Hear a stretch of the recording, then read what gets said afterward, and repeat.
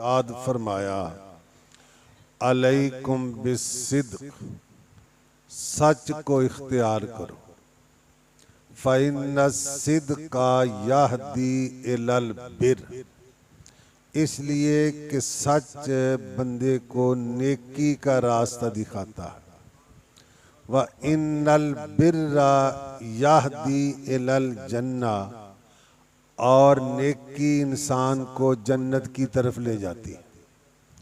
ला यज़ालुर रजुलु यस्दुकु व यतहर्रा फिस्सिद्क, आदमी मुसलसल सच बोलता रहता है और सच की कोशिश करता है, हत्ता युक्तबा इंदल्लाहि सिद्दीका, यहाँ तक कि अल्लाह की बारगाह में लिख दिया जाता है ये बड़ा ही सच्चा है।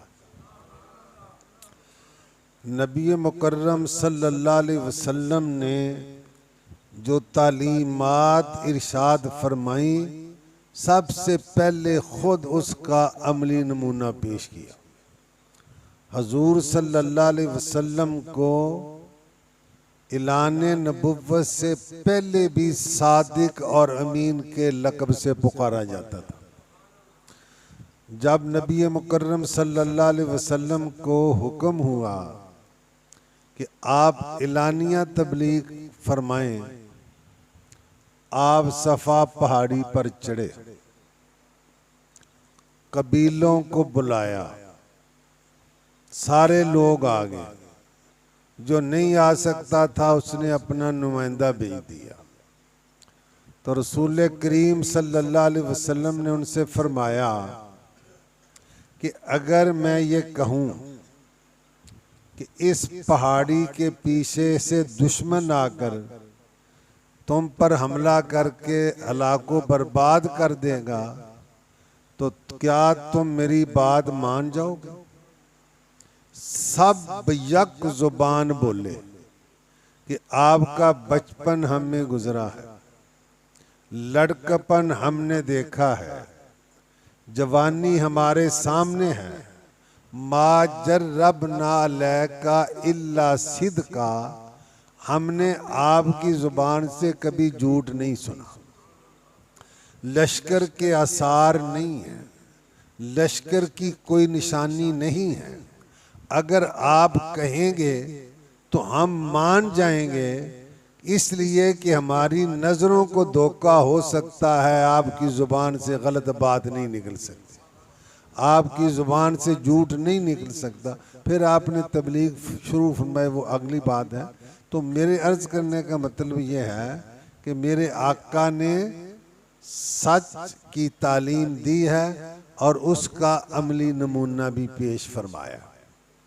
और हुजूर ने फरमाया, व इय्याकुम वल किज़्ब, झूठ से बचो। व इन्नल किज़्बा यहदी इलल फजूर, इसलिए कि झूठ बंदे को गुनाह का रास्ता दिखाता है। व इन्नल फजूरा यहदी इलन नार, और गुनाह बंदे को दोज़ख की तरफ ले जाता है। ला यज़ालुर रजुलु यकज़िबु व यतहर्रा फिल किज़्बे हत्ता युक्तबा इंदल्लाहि कज़्ज़ाबा औ कमा क़ाल, आदमी लगातार झूठ बोलता रहता है, झूठ में कोशिश करता है, यहाँ तक कि अल्लाह की बारगाह में लिख दिया जाता है कि बड़ा ही झूठा है। तो झूठ जो है वो मोमिन की निशानी नहीं, मुनाफिक की पहचान है।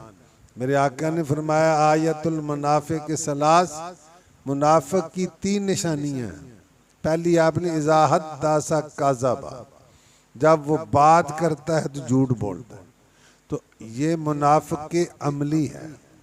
मुनाफिक के इत्कादी कि ईमान को जाहिर करता है, कुफर को छुपाता है, उसको वो तो खुले काफिर से भी बदतर है। इन्नल मुनाफिकीना फि दरकिल अस्फल मिनन नार, मुनाफिक आग के सबसे निचले गड्ढे में होंगे। तो ये अगरचे मुनाफिक इत्कादी तो नहीं, मुनाफिक अमली है, कि मोमिन होकर काम मुनाफिकों वाले करता है। झूठ बोलने वाला मोमिन होकर काम मुनाफिक। देखिए आपने कई दफ़ा सुना है कि हज़रत गौसे आज़म रज़ी अल्लाह ताला अन्हो जब सब इल्म हासिल करने के लिए गए, आपकी वालदा ने आपको 40 दिनार दिए, गोदड़ी में सी दिए, फरमाया बेटा जो कुछ हो भी झूठ नहीं बोलना। आप काफिले के साथ हो लिए, रास्ते में थे, डाकू आए, काफिले वालों को लूट लिया। एक डाकू आपके पास आया, पूछा तेरे पास क्या है? आपने फरमाया मेरे पास 40 अशरफियाँ। और अशरफ ये अच्छा भला माल होता है। अशरफी 4.5 माशे सोने का सिक्का होता है।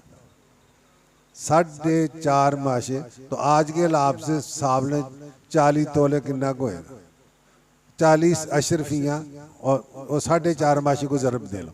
तो अब उस ज़माने में भी ये बड़ा माल था।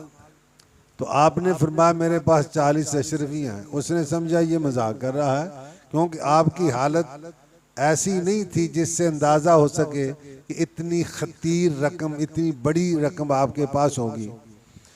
वो छोड़कर चला गया। जब डाकू माल तकसीम करने लगे, सरदार ने पूछा कोई रह तो नहीं गया? एक डाकू कहने लगा कि एक बच्चा है, वो कहता है मेरे पास 40 अशरफियाँ हैं, लगता है उसके पास माल नहीं है। तो कहने लगा बुलाओ।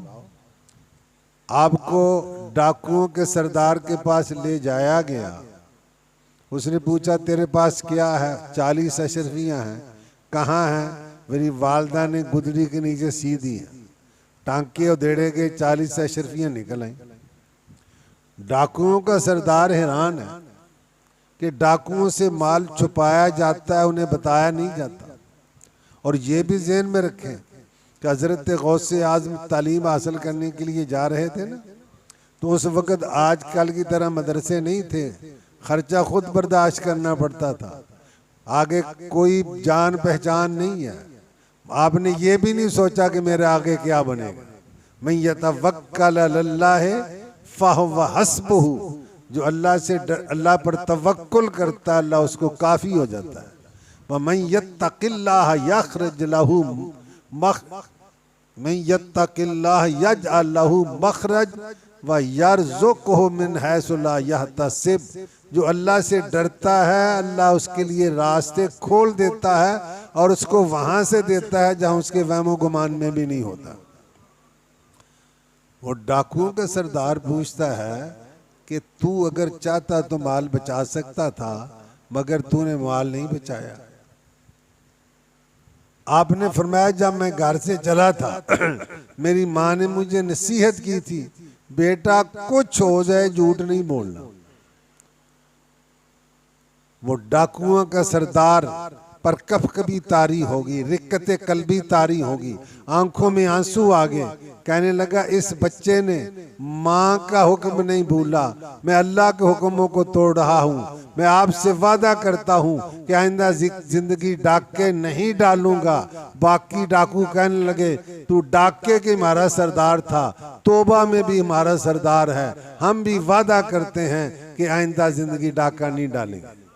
कलाम वली में ये तासीर देखी, कलाम में बदलती हजारों की। अल्हम्दुलिल्लाह।